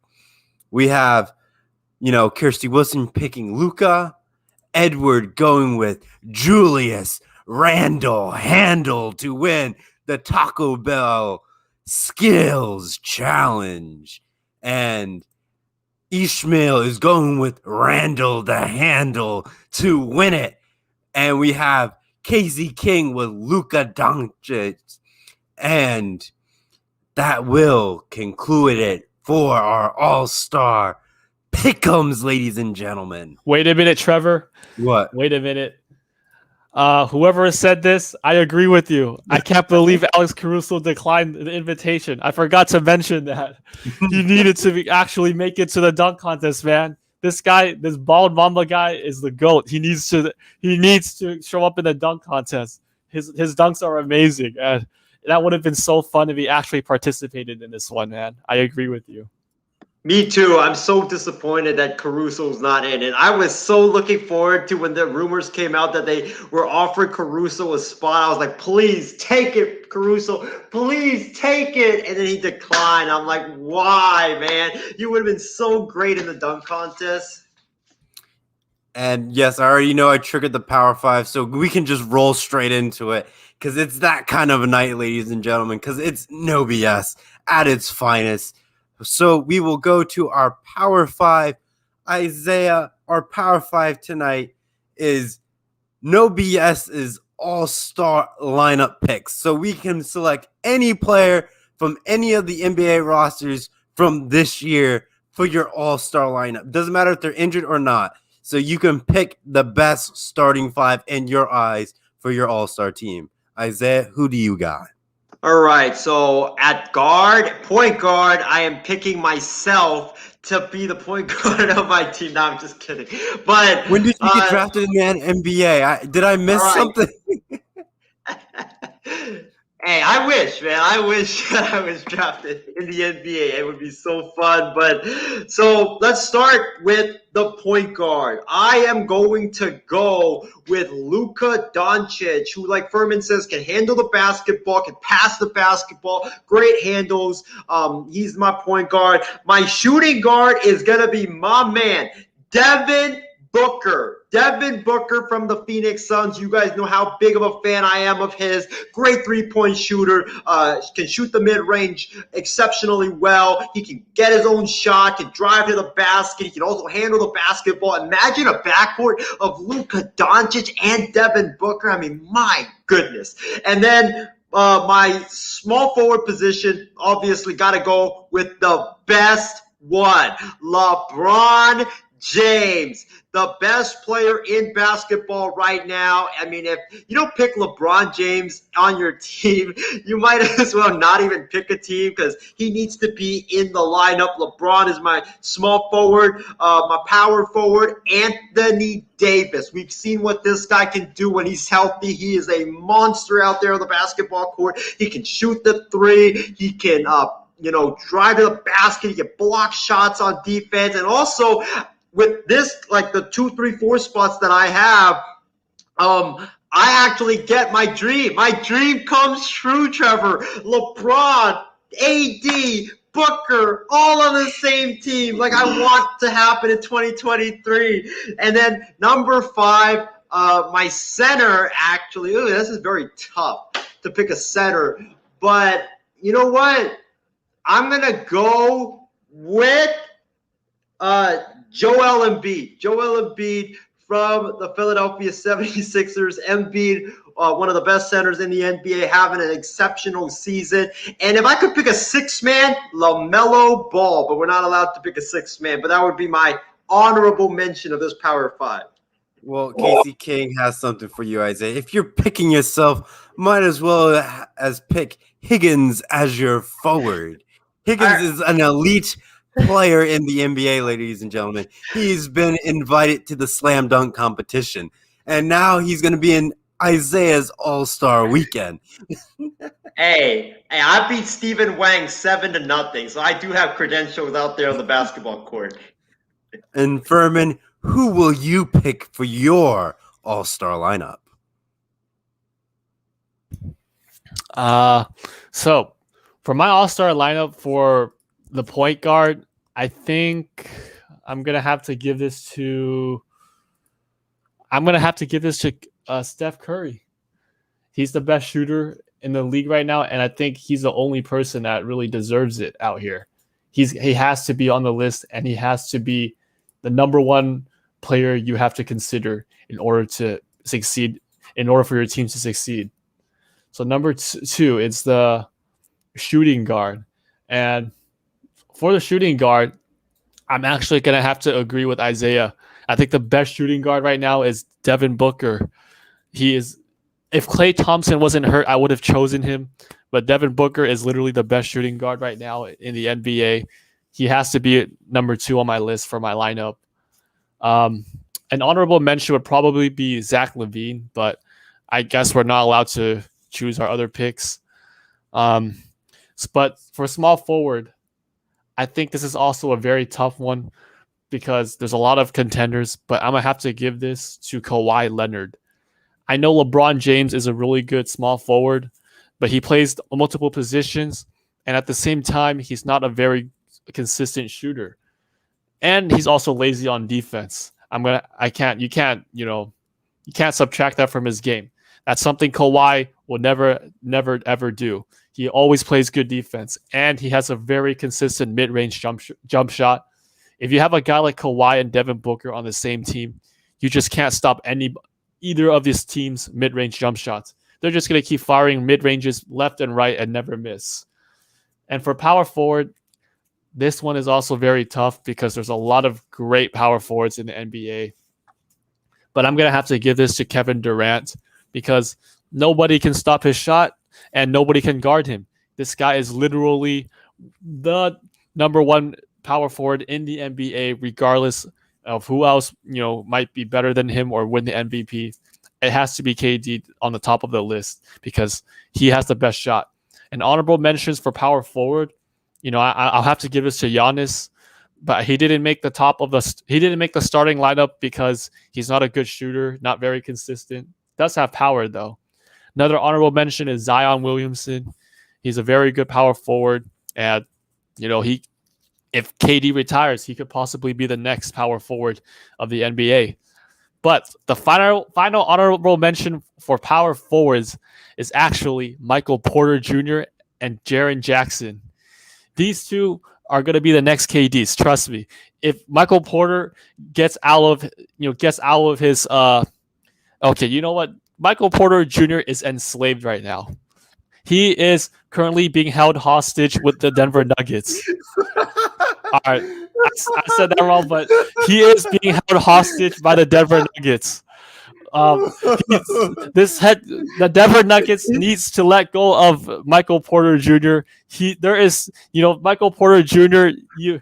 He is the next KD of the NBA. He's going to average 29 to 30 points per game if you actually put him on a team that is actually going to use him. Michael Porter Jr. is literally being shadowed behind Jamal Murray and Nikola Jokic right now with the Nuggets. Please, if you're Denver right now, please just release him. You're wasting his time and you're wasting his career right now. Please. And then Jaren Jackson Jr., he grew to like 7-0 or 7-1, ever since his injury recovery. He's going to be the next KD. Trust me, him and Ja Morant are going to be the next dynamic duo. So, for the centers, I'm going to actually have to give this to Nikola Jokic as my center because he is a great passer, great assists. He can do everything right on the court. He is very, very dynamic, very versatile. So he has to be my number one player on the court right now if I have to choose a center. I know Embiid is good, but Jokic, he can pass, he can shoot, he can get boards. He basically does everything you need for a center. He could be a stretch 5 as well. So that would be my starting lineup. Very good lineup, Furman. I will get to my lineup.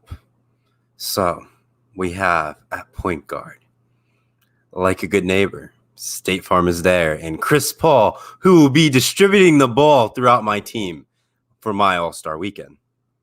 Shooting guard, I had Stephen Curry. Crossed his name out, got him out of there, and put in Kawhi Leonard. Just love him, can shoot, very consistent with the deep two if need be, and I just like just how the way he just handles the ball really well. You know, small forward, you can't leave out the king in the small forward position. I'm going with LeBron James. He has the power. He can drive. And tell me when a player can stop LeBron James on the drive besides another large player like who's built like LeBron James. Like, no, not many players can really stop LeBron James on his drive. You know, in my power forward position, I had Kevin Durant, but he's too lanky and he just doesn't have the size I am looking for. Though he has a killer three, but, you know, I have Kawhi Leonard who can, you know, take care of that. I was going to have, you know, Stephen Curry take care of that, but, you know, Kawhi Leonard can do well behind the arc. So for my power forward position, I need some more beef on my lineup. So I go down to New Orleans to find me a Pelican named Zion Williamson to give me the power in the power forward position. And then for my center, the thing that can put this piece together, I need some more beef on my lineup. So I go with Joel Embiid to take care of my center position, to give me some three big men to handle the ball really well, and no one can stop my triple threat with Chris Paul distributing the ball, passing it to Kawhi, and then Kawhi lobs it up for LeBron James with the slam to the jam to give me my nice 2 points for my team. And that will conclude my lineup, ladies and gentlemen. Let me read some of our comments tonight for our positions. Let me get my throat ready. So we have Kirsty Wilson with Chris Paul. Number 4, Devin Booker. Number 3, Luka. Number 2, Anthony Davis. And number 1, the king himself, LeBron James. And then we have Edward Lee with Stephen Curry, Luka, LeBron James, Zion, and Nola. And then we have honorable mention for Kirsty is Giannis. Casey King's lineup is Devin Booker, Chris Paul, Anthony Davis, LeBron James, and Kevin Durant. And his honorable mention is Stephen Curry and Giannis. Ladies and gentlemen, that will lead us into our final thoughts.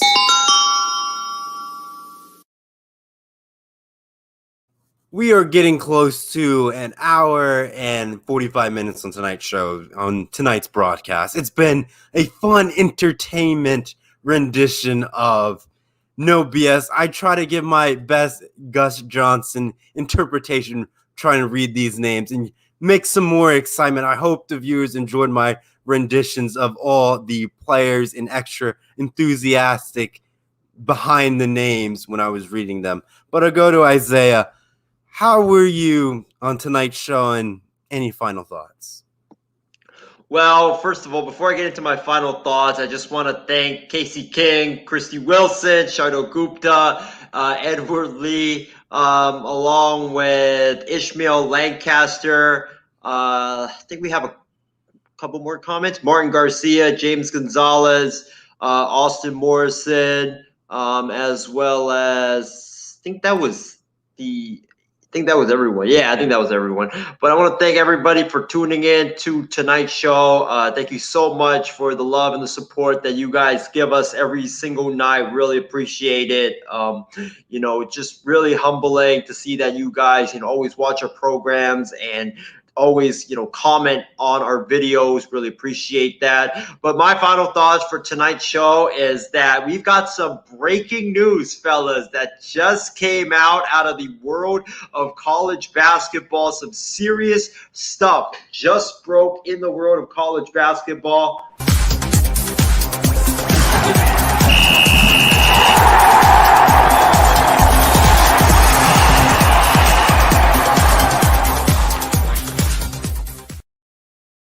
and the breaking news is that you guys know how Arizona basketball has been in hot water, especially their head coach Sean Miller for doing some illegal stuff when it comes to recruiting. Well, the NCAA tonight required Arizona to release the levels or the allegations that the NCAA levied on them, and if you read the story, a lot of the allegations on Sean Miller and his coaching staff is that they paid over $40,000 to fake transcripts for their players to get their players better grades than they apparently got. And it includes like a lot of bribes and a lot of just fake transcripts and stuff like that. Really garbage stuff from Arizona.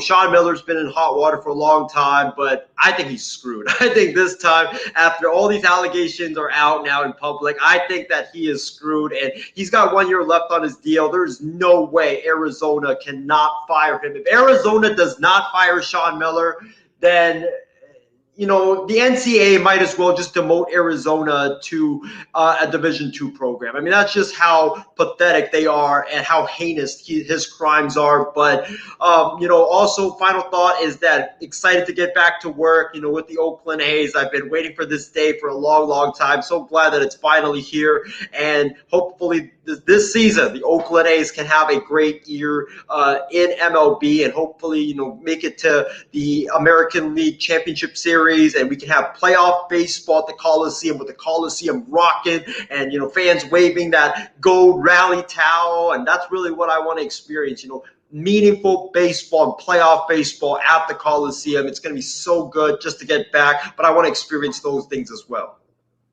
And Furman, what about you? Final thoughts on tonight's show. It was great to be back, and thanks for having me back to the show. And I also thank all the viewers that came out, just to watch us today. One final thought I have actually is tomorrow is the biggest event out there in sports history in 2020 and 2021. It's going to be the fight of the century. So tomorrow we're going to have the UFC 259, and I'm going to tune into that. I know you guys are not big UFC fans, but these are the double championship fighters. They're both going to be, really, really exciting to watch. If you hate the UFC and you're only watching for McGregor or Khabib, then you're missing out on this one right here. You got to watch this tomorrow. Trust me. This is going to be a great fight, and I hope you guys enjoy the rest of your night. It's been a great show. And like Isaiah said, I also hope that he'll give me some of those A's tickets. Hopefully, when he gets back to work, I'll get some of those A's tickets from him. All righty, and I will head to my final thoughts. It's been a fantastic show, gentlemen. It's great to be back. I know we're in March, and we're in the March Madness. I smell college basketball in the air, and just getting through tournament season. I'm just waiting for my bracket to be set up so I can have the MI6 rendition of our, pick'ems, but we can try to do a full 64 bracket and try to do our pick'ems throughout the, each day as, humanly possible. When we have a game, we'll have our list out and we'll probably post it on social media of who we think is going to win each round and let you know if we're, have that perfect bracket or our bracket busts, the first game of the day. Isaiah. Trevor, forget even needing to do a bracket. You know who's going to win this year already. It's the Michigan Wolverines. They are the best team in college basketball. I will be utterly stunned if they don't win the tournament. No, not happening. It's going to be a Cinderella story because it's like 2021. The season's all messed up. And there's going to be a dark horse that wins the field. It's, I could probably say you could put a money on the 8th seed to be that Cinderella team to reach all the way to the Final Four. You could probably do something like that.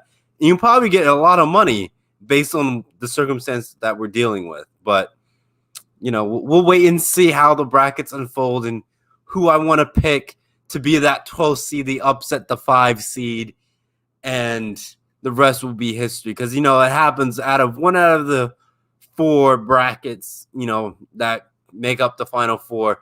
A 12 seed does upset a 5 seed. Pretty consistent at this point. So, you got to feel confident which 12 you're going to pick. That's all I got to say in that. But, you know, in my announcement, I guess anything else I would say for the show has been fantastic. Glad to be back. And then for our final announcements, you know, on March 20th, ladies and gentlemen, we will finally reach 1 year here on the MI6 Sports Network. It's been a journey.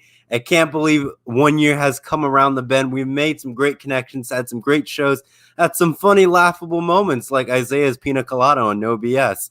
It's been a full rendition, a full year, ladies and gentlemen. I hope when we have that broadcast, we just sit back and reflect and see if we can get some clips of some of our best moments, worst moments, crazy moments, and moments of us somewhat sleeping on the air when we are doing shows. We will do the good, the bad, and the ugly on that day.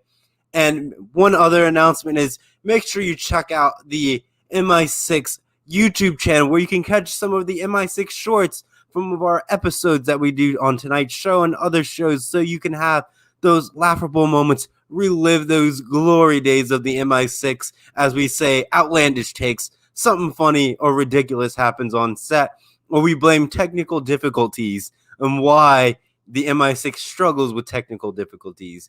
But I think that will do it with us here tonight, ladies and gentlemen. Please stay safe, enjoy the rest of your Friday, and take care, and so long. Yeah. 3-6, Mafia. Yeah. Whoa.